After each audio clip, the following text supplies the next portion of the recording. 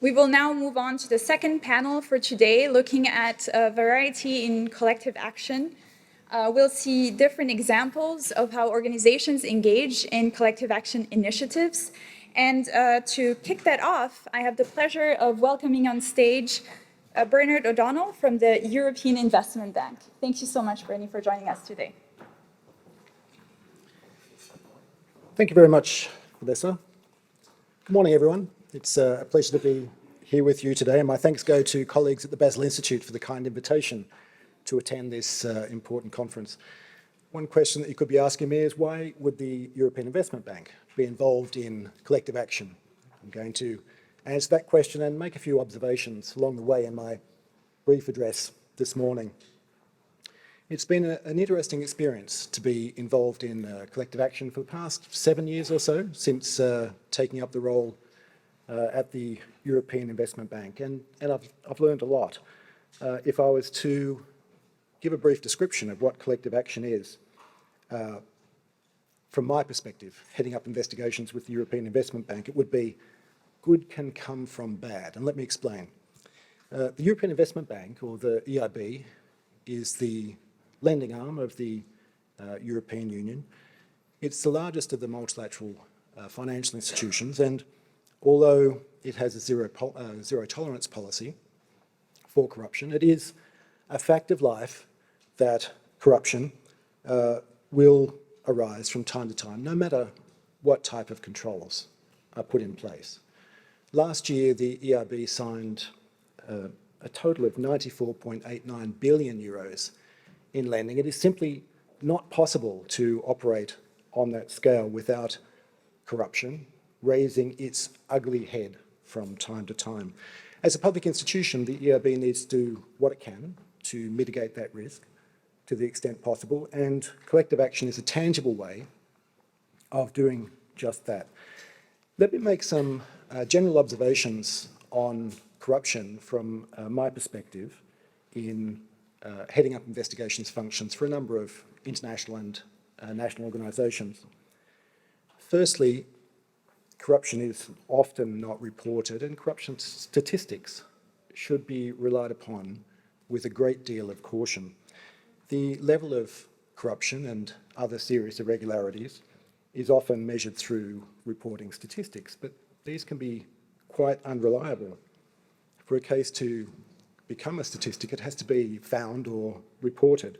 But corruption by its nature is hidden, and those involved, of course, never want anyone to know, and they don't want the matter to come to light. Staff from my office provide capacity building assistance to prosecutors' offices and investigation officers in a number of different jurisdictions, for example, by giving computer forensic support to image devices and so forth, because corruption, the evidence of corruption, the real evidence that needs to go before the courts, often remains buried in WhatsApp messages and Telegram messages and deleted documents, unless the investigation officers or the prosecution officers have the highly technical equipment and the highly specialised skills to actually find it. Regardless of what reporting lines are put in place, cultural and other factors will affect whether those platforms are actually used. Let me give you an example. I think everyone is familiar with the sorts of heat maps that are used to depict problem areas on a global map.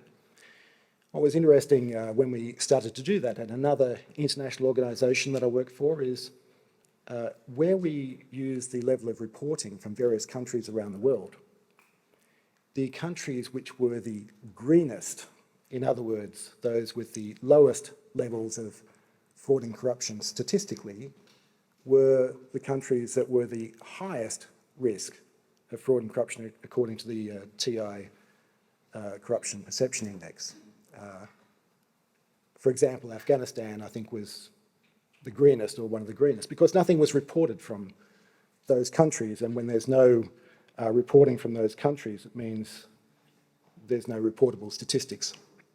It might not surprise you to learn that when we put proactive detection into place, that situation changed markedly. But planning anti-corruption work based on prior reporting is a bit like having your eyes firmly glued to the rear vision mirror as you're driving forward. And given the problems of reporting statistics, the problems with corruption often going unreported, it's a bit like having your eyes glued to a broken rear vision mirror.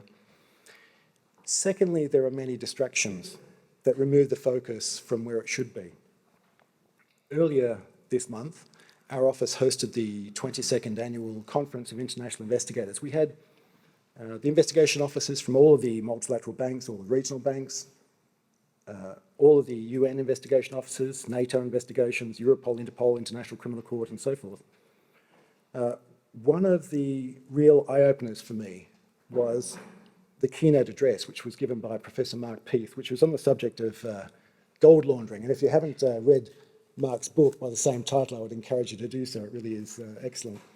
But amongst the many revelations that Mark outlines in the book are the fact that this shiny metal is associated with a significant role in organised crime, money laundering and tax fraud, environmental degradation through deforestation, pollution of rivers, high levels of air pollution and the associated health risks, human rights violations, child labour, violence against women and the dispossession of Indigenous populations, fueling major wars, colonial brutality and supporting the apartheid regime. And yet, if you look at general news coverage, so little is said about the disastrous impact of gold upon the environment and human rights, and the very significant risk of gold laundering of the proceeds of crime. And so much is said about things like Bitcoin. Interestingly, the company Chainalysis, which works with law enforcement and prosecutors' offices around the world, was also represented at the conference. They trace blockchain transactions. In 2021, the level of blockchain transactions linked to illicit addresses was 0.15 of 1%. But the diversion of attention to these types of things seems mostly or often to be an unnecessary distraction from the usual suspects of gold and cash and other assets that can be transferred anonymously. Although there are numerous distractions, there have been many positive developments in recent years, and one thing that has become crystal clear to many of us working in the anti-corruption space is the importance of collective action to level the playing field, to raise awareness of the risks of corruption, and to collectively mitigate the corruption risks. As part of the work of my office, we seek to remedy cases of what we call prohibited conduct. That's fraud, inclusion, coercion, and so forth. Like other multilateral financial institutions, we have an exclusions policy, which we can use to effectively debar companies that have been found to have engaged in this type of prohibited conduct. And this can be an effective way of showing that public institutions are prepared to turn off the tap, if you like, to companies that seek to win companies through bribery or other nefarious means.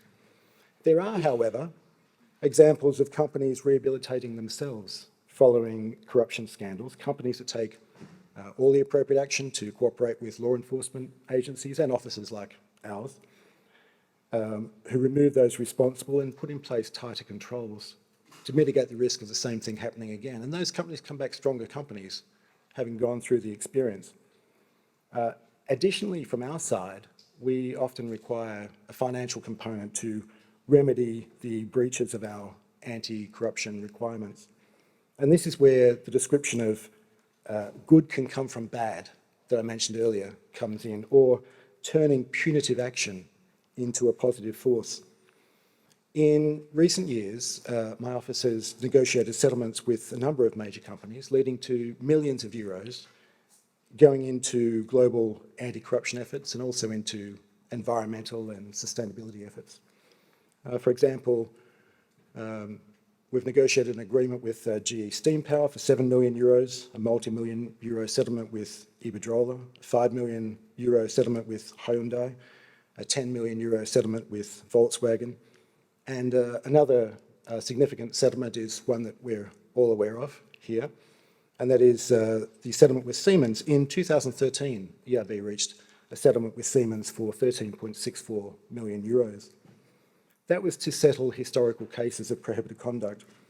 And the Siemens Integrity Initiative has managed the very significant work of identifying impactful projects which have been managed around the world, and also managing the process through to finalisation and reporting. This has pushed the anti-corruption agenda forward both on a local level and also on a global level.